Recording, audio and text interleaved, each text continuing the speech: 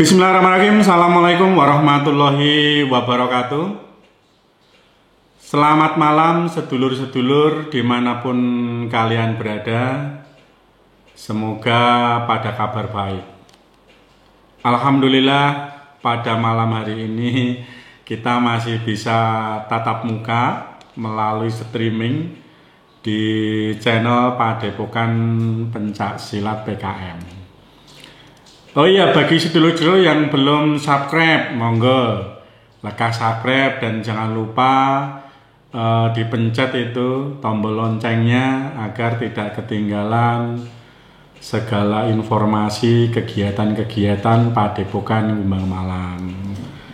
Sekalian di-share lur, semoga nanti bermanfaat bagi teman-teman yang lain dan bisa untuk menambah tali perseduluran kita, apalagi nanti bisa silaturahmi langsung ke gubuk saya di Padepokan Gumbang Malam.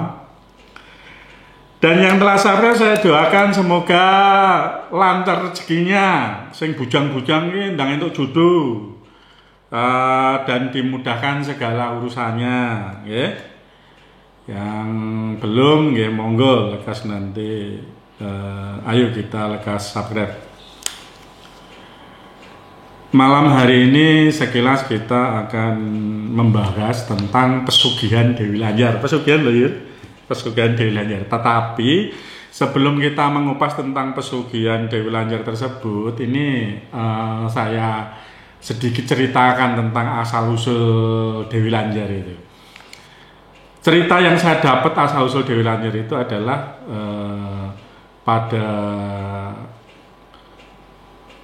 ada satu tempat, di situ hiduplah seorang wanita yang cukup cantik rupawan, namanya Dewi Loro Kuning.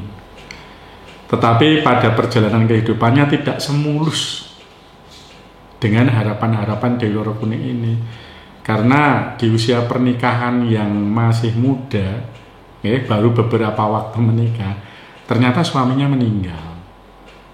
Suaminya meninggal. Setelah suaminya meninggal, si Loro Kuning atau Dewi Lanjar ini mengalami satu tekanan-tekanan batin dan pikirannya bergejolak, sehingga beliaunya keluar kampung untuk mengadakan perjalanan-perjalanan spiritual. Sampailah beliau di pantai, di Sungai Opak. Ketika di Sungai Opak itu ketemu Raja Mataram. Keluh kesahnya si Dewi Lanjar ini disampaikan ke Raja Mataram tersebut, yang pada akhirnya si Raja Mataram tersebut mengasih solusi kepada si Loro Kuning ini untuk mengabdi atau menjadi murid atau anak buah Ratu Kidul. Singkat cerita, diterimalah si Loro Kuning ini sebagai anak buah si Ratu Kidul tersebut, yang pada akhirnya si Loro Kuning dan pasukan jinnya diutus oleh Ratu Kidul ini untuk mengganggu Raden Baurekso yang waktu itu baru babat alas, waktu itu babat alas di hutan Gambiran, babat alas untuk mendirikan kota Pekalongan tersebut yang saat ini menjadi kota Pekalongan. Tetapi ketika mengganggu si Raden Baurekso ini, ternyata Dewi Lanjar ini kalah lur. Kalah dia. Ketika kalah, Dewi Lanjar nggak mau pulang ke pantai selatan, yang pada akhirnya minta tempat agar dikasih tempat di Pekalongan, ya Pekalongan saat ini, kepada si Raden Baurekso ini, yang kemudian ditempatkan di pantai utara yang sekarang terkenal dengan nama Pantai Selamaran. Akhirnya dikasih satu tempat, yaitu di Pantai Selamaran, ya tepatnya di pantai utara di Pekalongan sana, yang saat ini dikenal sebagai Dewi Lanjar atau Ratu Pantai Utara Dewi Lanjar ini. Yang sampai sekarang cerita itu dongeng atau cerita yang saya sampaikan itu masih menjadi satu legenda misteri, ya di Pekalongan sana. Selain itu ada hal yang unik. Ada hal yang unik gimana? Jika di sana itu ada anak atau orang tiba-tiba hilang, itu mereka ketika ditemukan bercerita katanya di rumah yang bagus, di istana.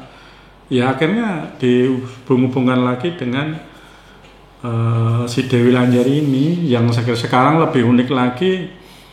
Dewi Lanjari ini memiliki kesaktian untuk mempercepat, memberi kekayaan pada seseorang supaya kita kaya dengan cepat. Maksudnya pesugihan gitu loh. Maksudnya pesugihan. Ya. Terus cerita-cerita ini beredar luas ke masyarakat, dan banyak masyarakat juga yang ke sana untuk mencari pesugihan-pesugihan tersebut. Terus apa hubungannya dengan Kumbang Malam? Simpel aja lur. Tepatnya di tahun 89, waktu itu hari Sabtu Pon, saya ikut-ikutan mereka. Ikutan mereka dalam arti bukan saya mencari pesugihan lur, salah tompo winggo. Ikut-ikutan mereka itu dalam rangka kegiatan-kegiatan spiritual, bahasanya topo lur waktu itu. Saya di sana kurang lebih sekitar 1 minggu. 1 minggu di sana, dan mungkin jin loro siapa itu Dewi Lanjari ini yang nemuin saya, ngomong. Dari hasil itu saya bisa mengerti Dewi Lanjari yang sebenarnya itu seperti apa. Yeah. Apakah jadi ada satu hal yang perlu kita pertanyakan. Apakah benar orang mencari pesugihan di pantai utara, pesugihan di itu Dewi Lanjari itu bisa? Kalau menurut saya bisa sih lho. Pasti bisa kaya juga, bisa. Cuman permasalahannya di era milenial seperti ini, masihkah ada orang-orang seperti itu mencari pesugihan Dewi Lanjari itu? Oke. Masihkah ada orang yang mau melakukan ritual bertapa untuk mendapatkan itu? Jikalau ada, aku yakin mereka juga tidak akan mendapatkan seperti yang diimpikan. Dapat uang banyak atau dapat harta yang banyak, mungkin nggak seperti itu. Karena tafsiran masyarakat di sekitar kita itu menafsirkan ketika orang mencari pesugihan itu kayak di TV lur. Kayak nang TV kayak maca mantra terus dapat uang banyak gitu. Itu tafsiran masyarakat kita itu seperti itu. Padahal yang terjadi tidak seperti itu. Makanya banyak orang yang telah menggadaikan tauhidnya tapi tidak dapatkan apa-apa. Ya, untuk itu dulur-dulur tolong nanti kalau mau ke mana itu pantai utara nyari Dewi Lanjar, ya, sebelum ketemu juru kuncinya, menceritakan tentang persoalan hidupnya lebih baik dipikir-pikir dulu, ya. Jangan sampai nanti sudah niatnya kuat salah jalurnya. Ya, itu mungkin yang saya sampaikan lur. Ini ada satu pertanyaan dari mana ini, Sumbawa, jauh banget. Mbah No, apakah benar pesugihan Dewi Lanjari itu ada? Jawaban saya ada mas. Pesugihan Dewi Lanjari itu ada, tapi sebelum kalian ke sana, saya jelaskan dulu. Setiap orang pastilah tidak akan terlepas pada satu persoalan kehidupan. Siapapun namanya manusia, pasti akan menghadapi satu persoalan hidup yang menurut kalian membuat hidup kalian rumit dan sulit. Pasti. Cuman coba digarisbawahi lur. Tidak ada satu masalah atau satu persoalan hidup yang membahayakan kalian lur. Gak ono lur. Kalau memang ada orang-orang berkeluh kesah, saya tidak kuat dengan permasalahan yang saya hadapi, saya tidak kuat dengan kehidupan seperti ini, persoalan kok tidak ada henti-hentinya, saya benar-benar tidak kuat dan harus gimana. Nah, kalau ada orang-orang seperti itu, lur, talinge meneh, kalau ada orang-orang seperti itu, coba kamu dekatin, nggih. Kamu dekatin dan suruh tanya. suruh menanyakan pada dirinya sendiri apa permasalahannya, terus suruh jawab. Suruh jawab lur, suruh jawab pada pribadinya, suruh jawab dengan jiwanya, dengan ketenangannya. Benarkah dia tidak mampu dan tidak kuat menghadapi permasalahan itu? Kalau dia benar-benar menjawab dengan hatinya yang tulus lur, dengan kejujurannya, aku yakin mampu lur, mampu. Kenapa? Karena tidak ada masalah yang menyulitkan di dalam kehidupan kita.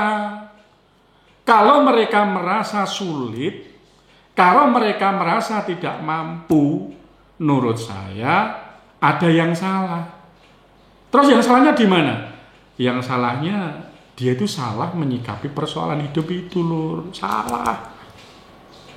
Dia salah menyikapi permasalahan hidupnya. Kenapa? Karena keterbatasan kemampuan dan keterbatasan pikirannya. Juga keterbatasan pergaulan dan latar belakang pendidikan. Sehingga masalah yang dihadapi seharusnya masalah-masalah kecil jadi besar lur. Jadi besar. Ayo lur, dipikir lagi. Jika kamu memang punya masalah yang kaitannya mungkin berhubungan dengan ekonomi dan lain sebagainya, kita pikir lagi sebelum memutuskan untuk mengabdikan diri kita pada Dewi Lanjar ini. Kenapa ini saya sampaikan gini loh? Memang hidup itu pilihan loh. Kita menjalani hidup ini boleh melalui lewat kanan dan boleh lewat kiri. Itu sudah menjadi pilihan kita masing-masing. Kalau kamu lewat kiri, kamu harus siap dengan segala risikonya. Kamu lewat kanan pun, kamu juga harus siap dengan segala konsekuensinya. Simpel ini ngene lho lur. Umpama enek wong pengen sugih, ada orang pengen kaya, beliaunya bisa mencari lewat jalur kanan. Artinya, beliaunya bisa mencari itu kembali kepada Tuhannya, minta kepada Tuhannya. Siapa Tuhannya? Kalau memang kamu orang Muslim, kembalikan kepada Tuhanmu. Ya Allah, saya minta kekayaan, sampaikan. Tapi ya kudu sabar lur. Kalau kamu lewat jalur kiri, ya udah.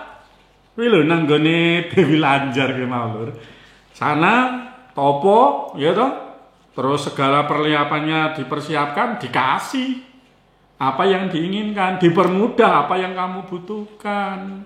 Cuma kamu juga harus siap dengan segala konsekuensinya lur. Harus siap. Kalau memang tidak siap, otomatis kamu jangan menentukan pilihan hidup sendiri. Cari mentor lur. Golek guru.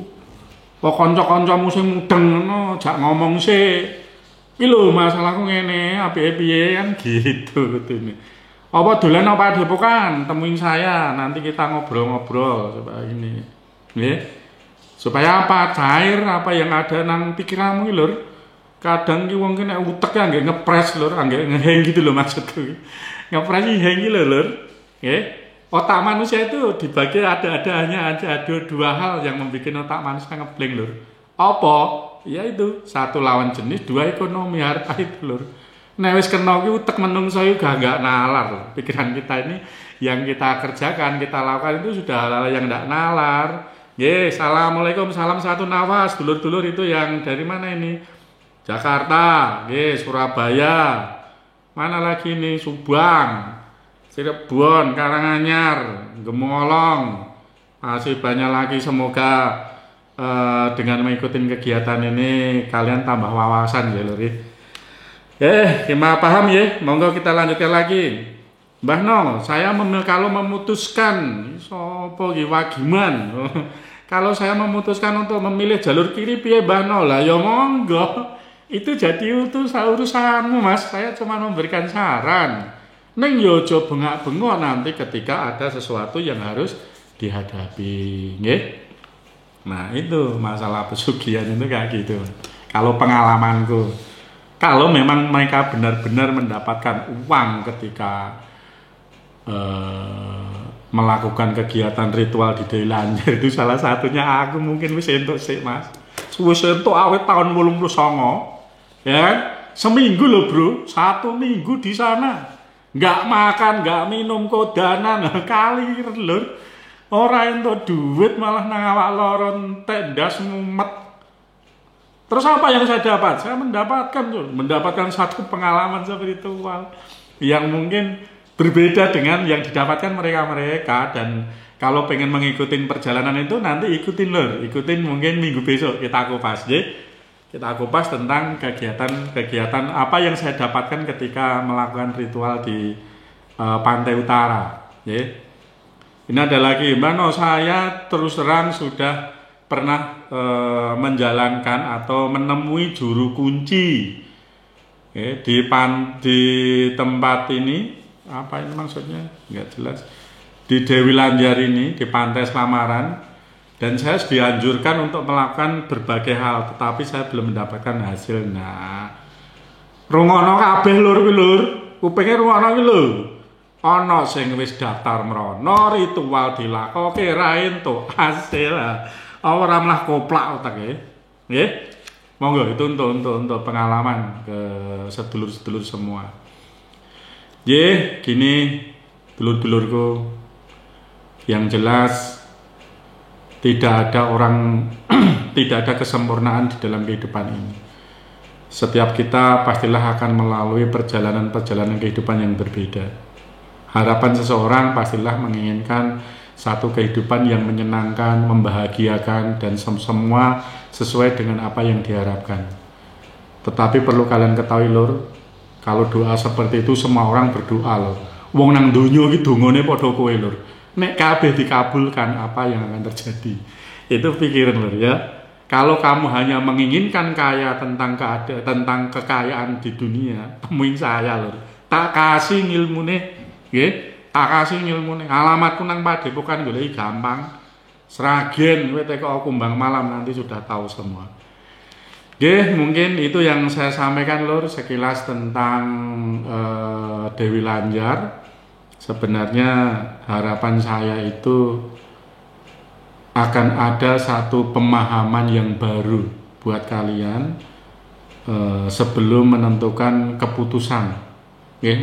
keputusan hidup untuk mengambil jalur pesugihan Dewi Lanjar. Oh iya, ini masih ada sebelum saya tutup ada satu pertanyaan. Apa syaratnya untuk mendapatkan ngirup bondo Dewi Lanjar ini syaratnya apa Mbah Non? Gampang lur. Wis kowe mara kono temui juru kuncine. Tak tunggu ya engko nek ketoke ana asile ya telepon aku, nek ora ana ya gurun pengalamanmu wong mau wis tak critakno kabeh. Gitu. Nggih, karena waktu saya ucapkan banyak terima kasih kepada semua dulur-dulur di luar sana.